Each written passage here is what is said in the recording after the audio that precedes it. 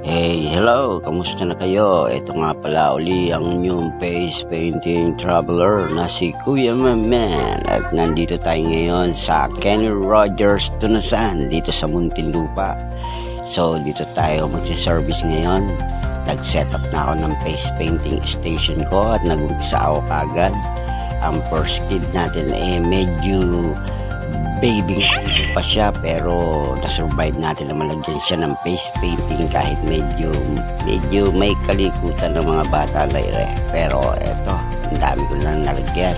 Ang dami nga palang mga attendees dito, mga kids.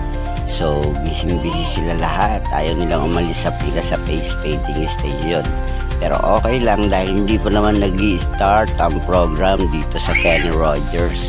So advantage din to sa magpe-perform mamaya para hindi na naabala yung kanyang pag-show, dahil ang mga kids ay focus na sa kanya lahat dahil sila ay may face painting dress up na. So eto, busy tayo sa kanilang mga request, kung ano-ano yung mga request na kanilang nire-request sa atin, pero nakukuha naman natin tingin ko dahil puro smile ang binibigay nila every time na mag-take ako ng picture para i-document ang service dito sa Kenny Rogers Tunasan. So hindi lang pala mga bata ang pumunta sa atin dito, pati ang mga young adults nandito rin sa ating face painting station.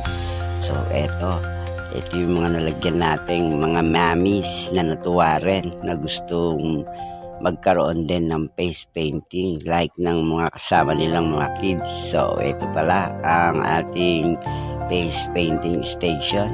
Nung matapos tayong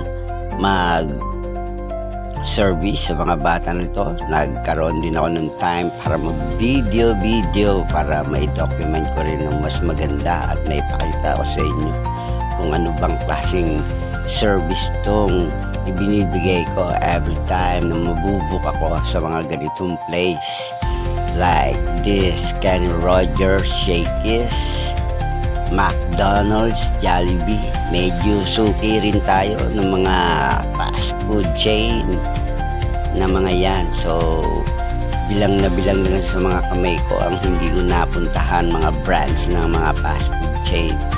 So medyo may kasanayan na rin tayo.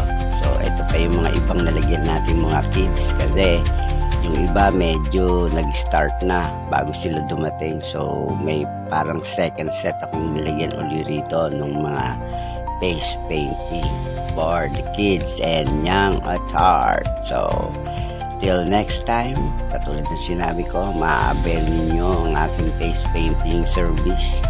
Message me through my FB account straightly sa Messenger, pwede rin sa aking Facebook page sa Elmer Kainko, yung may profile na nakasalamin, at ang aking page ay ang logo ng aking face painting service.